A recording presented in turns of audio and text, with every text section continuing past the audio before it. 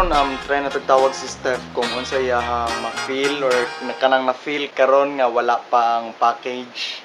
Basta tawagan na to. Steph. Kaman.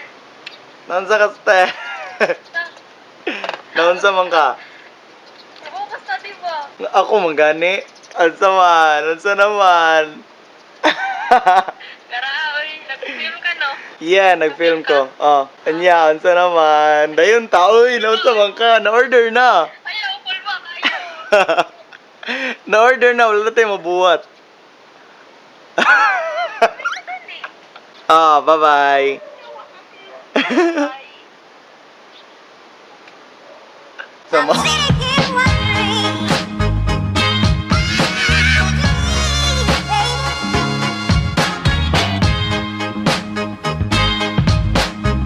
Alright.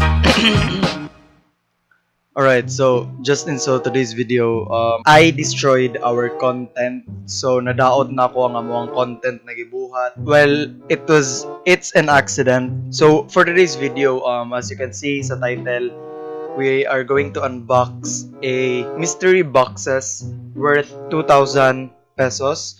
So we have 4 boxes and each box costs 500 pesos. So upat mi nagtunga, ako, si Stephanie, si Jamaica, and Henriel. And unfortunately, I destroyed our clips. Like, literally, nadaot na ko ang clips nga nabuhat. And by means of nadaot, I mean na time-lapse na ko siya. So, mo ganito, na time-lapse na ko siya, wala na ko siya nabantayan nga naka-time-lapse dahil siya. Like, I thought naka-video mode siya. And, damn. It's because, nalang ko sa akong phone nag-film and wala na ako nabantayan nga naka-time-lapse dahil siya. Wala dyan ako nabantayan. So, well, here's the clip. Ipakita lang ako ang whole clip. So, here's the clip na naka-time-lapse siya. So, let's slow it down, shall we? Yan, so, gina-open na mo ang box. As you can see, gina-open ako ang box. And, gina-open po ni Jamaica ang ilahang box. Gina-open ni Henriel. And I'm talking. So, skip na to siya sa mga items pag-open na jud. So, ginapakita na mo ang amuang mga nakuha. So, as you can see, daghan jud kay mig mga nakuha, random stuff, random technology stuff, gadgets to be used, and somehow wala nagsisi si Stephanie kay nindot lagi daw siya mga nakuha. And kani pong si Aprilin biskang walay gipalit nakakuha kay nangayo. So, nice one, Prel. Nice one. So that, Mona. God. Damn it, bro. Nadaot na ko ang among content. Well, but that doesn't mean na wala tay content karon. Still ibutang nako ni karon nga clip because it's a very, very good and happy and exciting experience, and it was so lingaw. Lingaw kay siya, promise. Like, yeah, just watch these clips.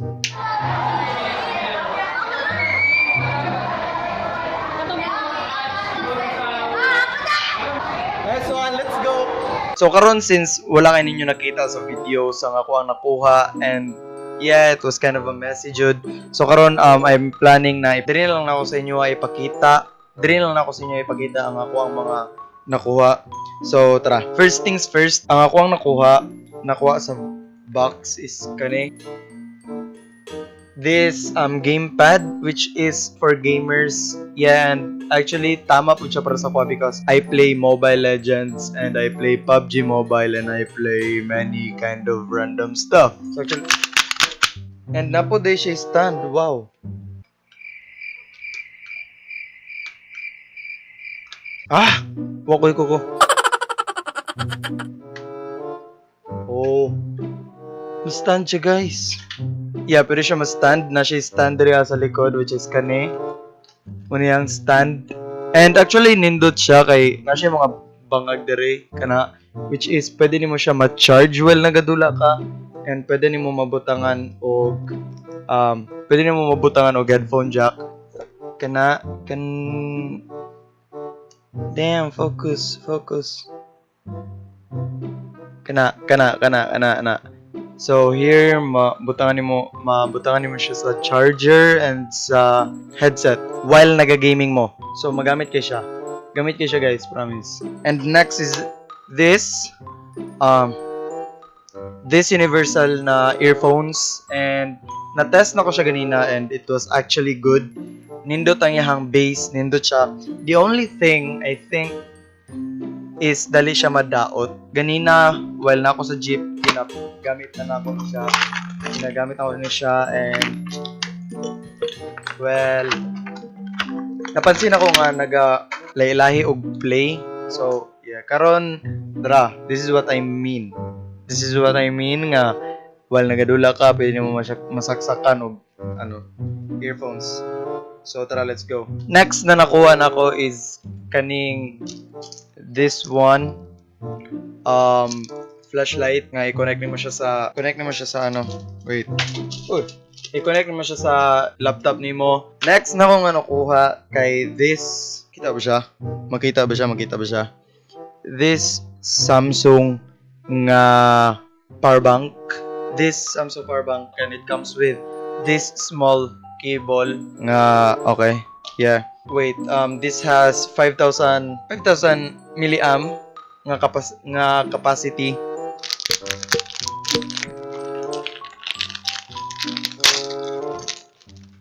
Yeah, it works.